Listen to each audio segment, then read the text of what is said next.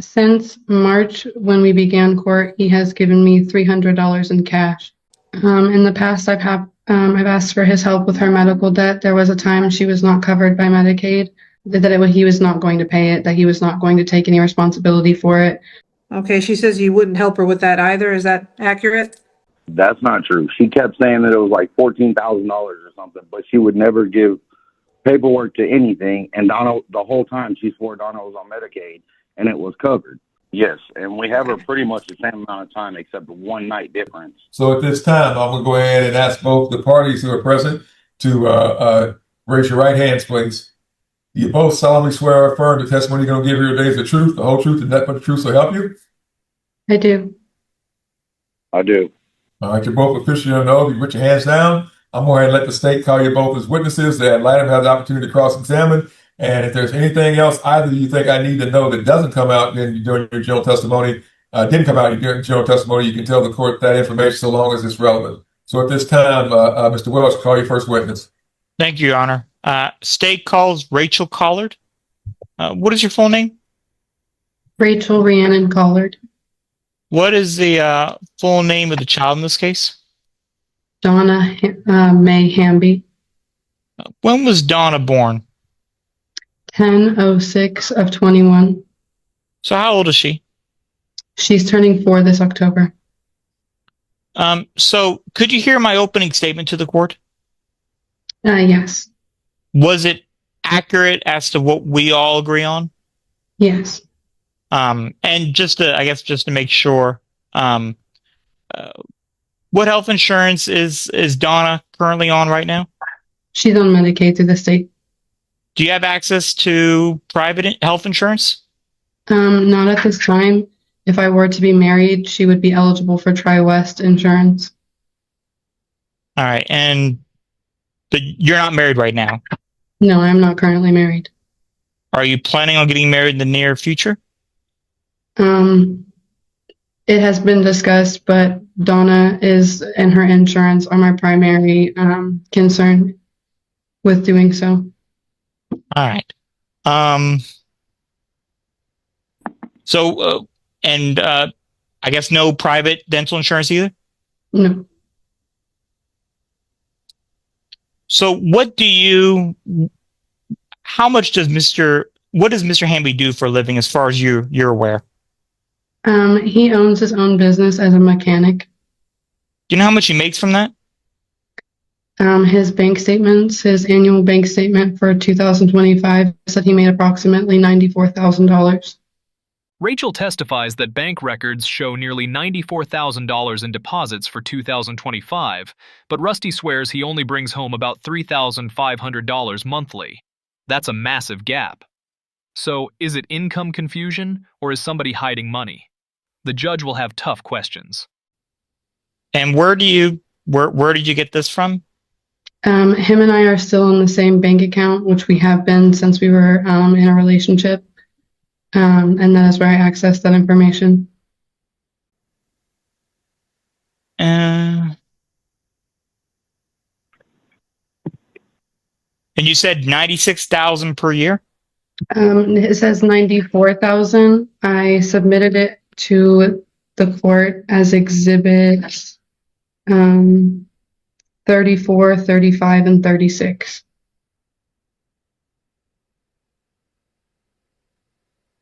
Can you those through email, ma'am? Yes. All right, thank you. As a witness, Your Honor. All right, then, Ms. Garcia, you're a witness. And then, I'm sorry, and that was through the up until the what date here in 2025? It just gives an overview of his account, and it says in 2025 he made $94,000. And then there's another one for, I believe it is either 2025 or June, which shows another number that he made. So, but we're not all the way through all it. So it is for 2025, and we're getting ready to start the last quarter of 2025 next month. Correct? Mm-hmm. All right, thank you. So this is the amount through the first 3 quarters. Got it. I'm just trying to get my dates right. All right, thank you. All right, Ms. Garcia, you're a witness. Has the child been residing with you continuously throughout the course of this case? Yes. Has the father, Mr. Hamby, has he provided any sort of voluntary support or for the child?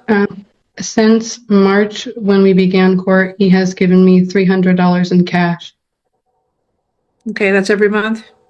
No, that is Just in 300 totals. total? Yes, since March. Okay. Have you asked him for any help with anything? Yes, repeatedly. Okay, what kind of stuff did you ask for help with? Even just this last week, I asked him, she had an allergic reaction of some kind. She was obviously in need of medication. I had asked him if he could help with that, and he was unable, so I provided it. Okay. Did he tell you why he was unable?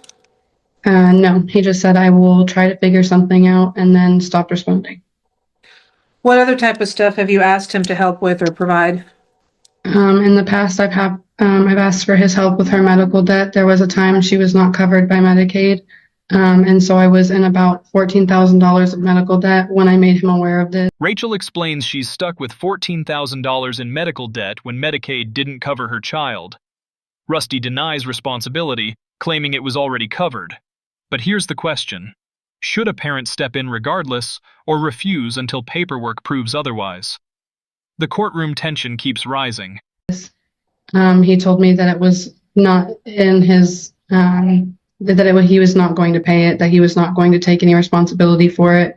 Since that point, Medicaid did go ahead and back pay a lot of it, but he is pretty firm on the fact that he will not pay for anything at my house. Okay. Has he provided anything as far as like toys or clothes or anything, food or anything like that for the child? Not while at my house, no. Okay. As the witness. All right, anything on redirect, Mr. Welch? Yes, Your Honor. Ms. Collard, did you send these bank statements to the state? Yes, I sent them Tuesday afternoon.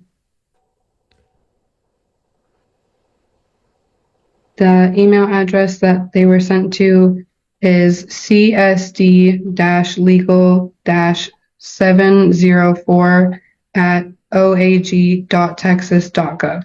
That is the correct address. Are we looking at, is it Exhibit 36 that you're looking at? Yes, there's Exhibit 36, which confirms his name and the account numbers, and then Exhibits 34 and 35 are the annual reports from 2024 and 2025.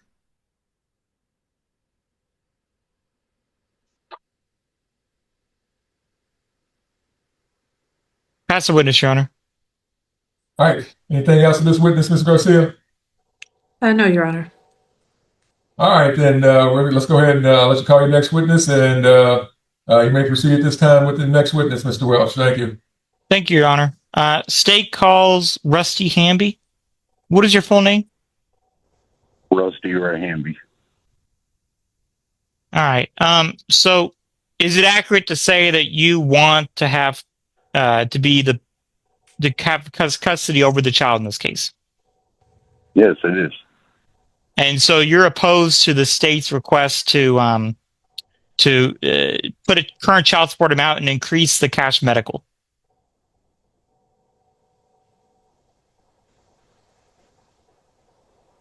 Rephrase that Yes, one. That was kind of confusing even to me, and I know what you're saying. So Mr. Hamby, so essentially, are you opposed to the state setting a current child support amount of $527 per month and then increasing the cash medical amount to $158 per month? Yes, I am. All right. So what do you do for a living, sir? I'm a self-employed mechanic. All right. And how much do you make? I take home probably $3,000 to $3,500 a month. All right. And Payment we sent y'all, Stop. are Serious. irrelevant. No, that's not the question before you at this time. If someone asks you the question to explain what the circumstances are based on the information the mom gave us, you'll be allowed to do so. But I'm probably looking at doing this as a temp because all the evidence needs to come in. Evidence, all the information needs to come in, and it's 4 o'clock on Thursday evening. So I'm probably just going to do a temp here today, sir. But again, just listen to the question, answer the question, and you're going to get at least probably one more chance to explain anything concerning these circumstances, sir. Thank you. All right, sir. When did you start being an independent mechanic? I was driving a record for a few years, and after that, I went back to being an independent mechanic. I'd done it before that. Wait. So this last time around, all right, that you're currently an independent. When did that start? The last couple of years. Last couple of years. All right. So what did you do before then? I drove a record. All right, and you worked for a company? Yes, when I drove a record. What was this company's name? I worked for Tiptoe Towing. All right, and how much did you make there? My checks would vary between $700 and $900. The judge recalculates Rusty's old tow truck job, $900 a week, nearly $3,900 a month. That's strikingly close to the $3,500 he claims now. Judges don't just accept testimony, they crunch the math. And right now, Rusty's financial story isn't lining up cleanly. All right, Your Honor, I should note 7 to 9, if 900 per week. But so I guess, Your Honor, scratch that. Sir, is it 900 per week? Yes, sir. It was weekly pay. All right. So, Your Honor, I should note as an officer of the court that 900 per week, if we multiply that by the 52 weeks and then divided by 12, that gets us $3,900 per month. Got it. So why did you stop being this tow truck driver and then become an independent mechanic? Because it was too much. I mean, you work ungodly hours. So did you quit or were you fired? No, I quit. I put in my two weeks and quit. And when was that, sir? Recall which month, which year? I don't exactly. No, sir. All right. Okay. What's it?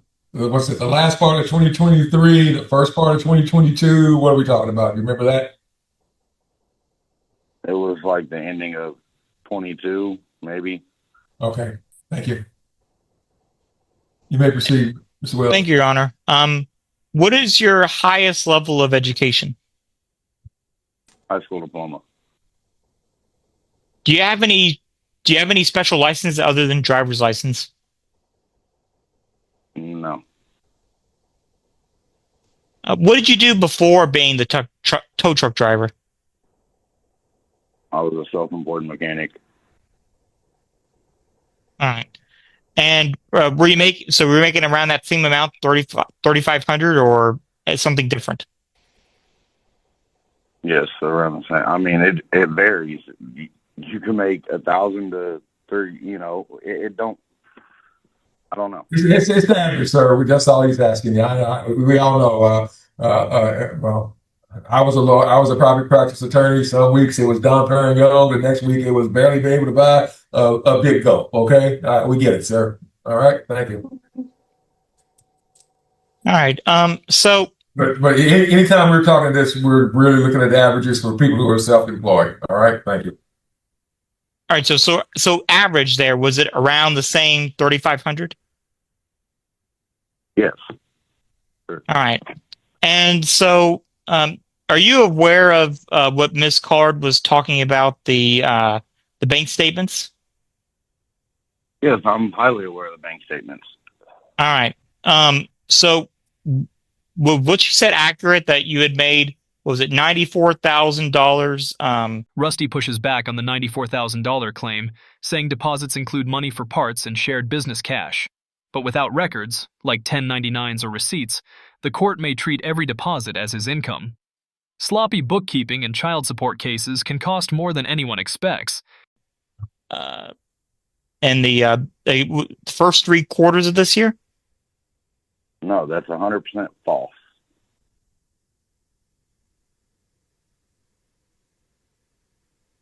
The money that goes to that bank is not Got it, sir. fault. We got it.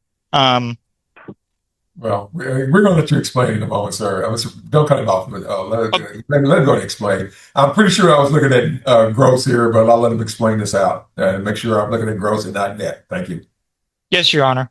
So, like Judge said, so why are you saying that it's inaccurate? Because that is not all my money that goes to that bank. It's money that people send for parts. It's most goes to my buddy that works with me or my father that works with me. That is not all my money. Okay, here we go. That money That's my turn. I'm sorry. Multiple people. All right, sir. Sir, do you have an actual name for your business that you're doing business under? No, sir. All right. Did you give either of you say you got 2 employees? Did you give either of your employees this past year a 1099 or a W-2?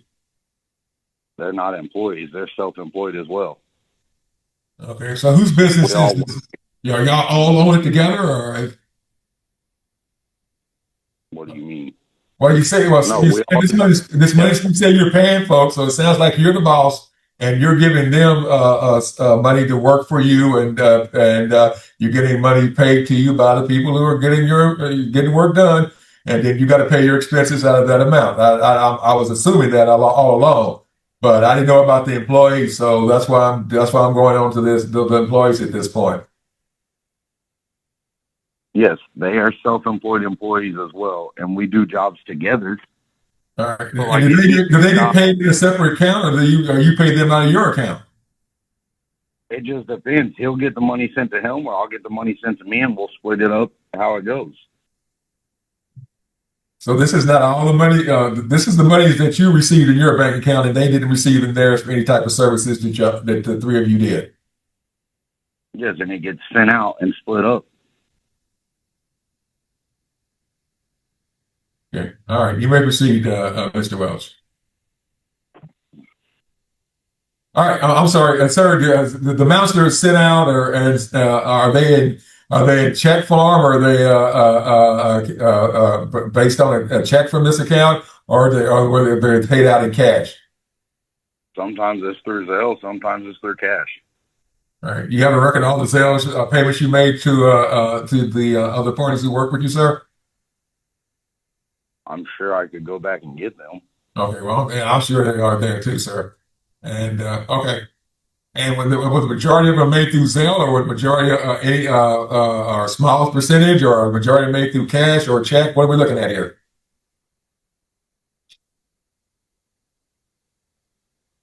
It's probably mostly through Zelle. All right, then. So you get documentation to show everything. Got it. All right, that'll work. Thank you. You may proceed with the questioning, Mr. Welch. As a witness, Your Honor. All right, Mr. Garcia, your witness. Mr. Hamby, Mom just testified that she's asked you on several occasions for assistance with Donna, but you've refused to do so. Is that accurate? That's not true. I give her money when I can. If I have money to give her, I'll give it to her. Okay, I so help her out if I actually can. for example, when she asked you to help her with, I guess, medication for that allergic reaction that she had recently, were you able to help her with that? She just asked 2 days ago, and I told her I would figure it out, send her some money, and then right after she said that, she said, well, I'm going to give her some Benadryl because I think she's having an allergic reaction. I said, okay, well, let me know what happens. I never heard anything else from her. Okay. And she also testified about having asked for you to help her split some medical bills prior to her being on Medicaid. Do you recall that? Yeah, I do. Okay, she says you wouldn't help her with that either. Is that accurate? That's not true. She kept saying that it was like $14,000 or something, but she would never give paperwork to anything. And Donna, the whole time, she swore Donna was on Medicaid and it was covered. So I'm not just going to give her money when it's supposed to be covered. Okay. But you said that you do help her from time to time. What have you Rachel insists he barely helps financially, but Rusty claims he gives money when he can. The difference, she names amounts while he stays vague. In court, specific details often outweigh broad statements. Whose version will the judge believe? The one with numbers or memory? given her, for example, in the last 3 months? I gave her a couple hundred, like 2 weeks ago. I give her $100 here and there when I can. I try to give her money when I have money to give her. Okay. But you can't remember exactly when you may have given her some No. money? Okay. Have you helped her with any necessaries for the child that's not money? What do you mean? Clothes, toys, food? I buy Donna all her clothes and stuff that are here, and she goes home in clothes. Okay, all the clothes here, meaning the clothes at your house? Pretty much the same. Yes, and we have her pretty much the same amount of time, except one night difference. I still pay for everything she has here too. Okay.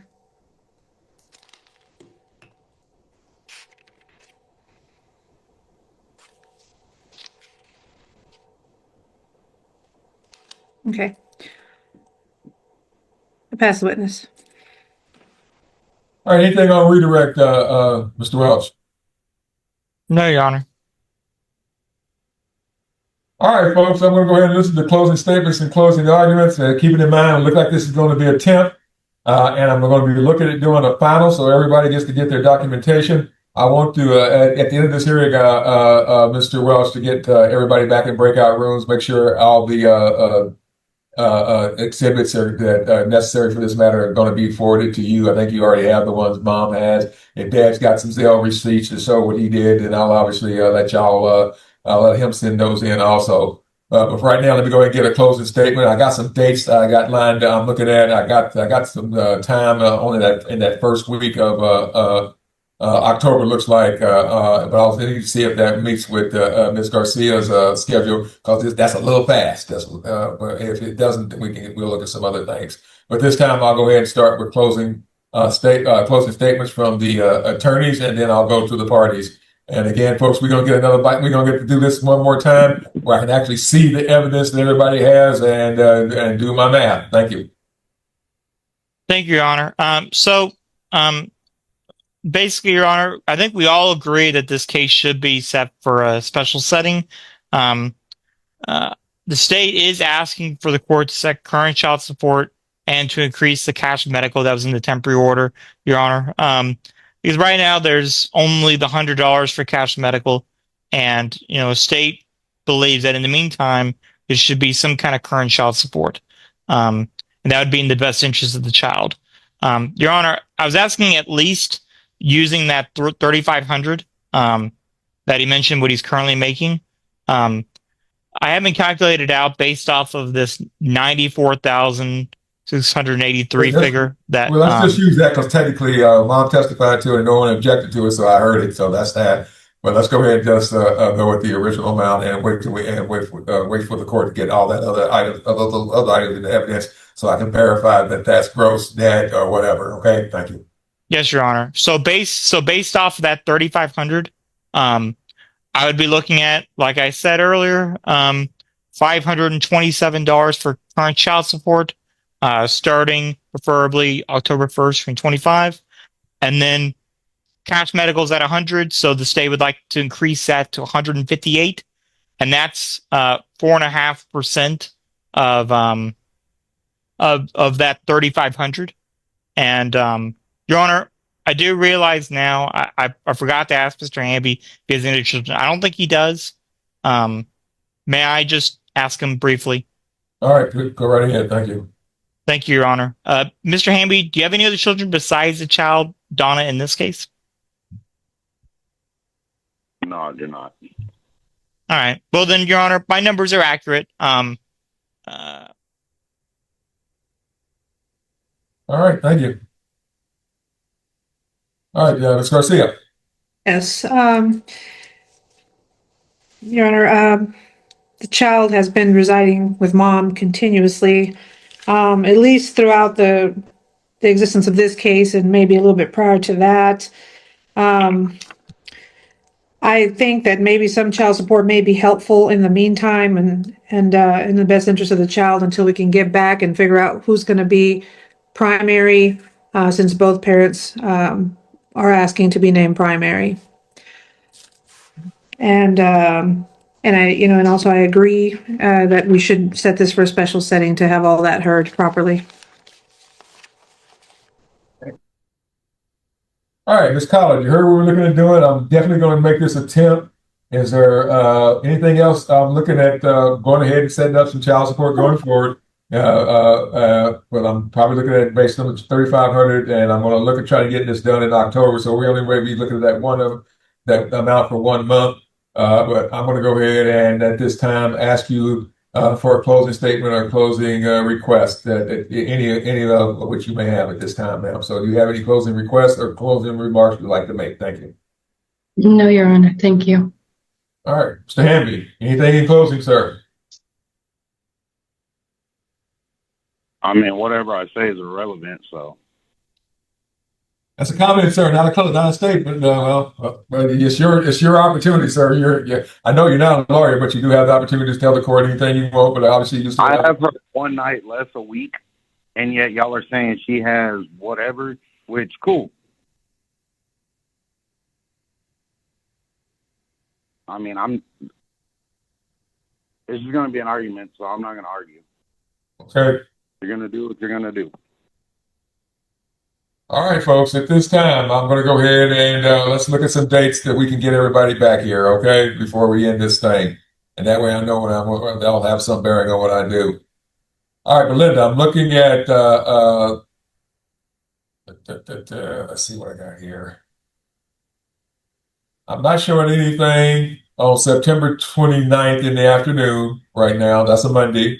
I'm not showing anything on Thursday, the 2nd of September in the afternoon. And I need to double check that. I don't think I got any type of appointments or anything else, but we'll double check that. And I'm not showing anything at all on Friday, the 3rd of October. I'm sorry, I said September, the 2nd of October in the afternoon, or anytime on Friday, the 3rd of October, all day long. So, Ms. Garcia, this really depends on your schedule more, and I'll see if the parties have a problem with the scheduling and make sure they don't have a doctor's appointment or something else. Okay. September 29th in the afternoon would work best for me, Judge. All right then. All right, Ms. Collard, would that date work for you, ma'am? Yes, Your Honor. All right then.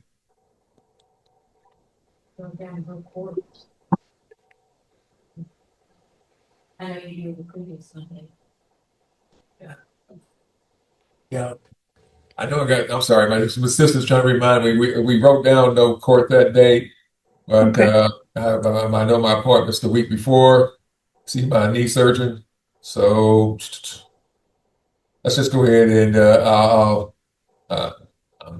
see. I may have. No, I think that's in the afternoon later in the week. If it's not, I'll change it around. We're going to go. So we'll go ahead and look at September 29th at 1:30 p.m.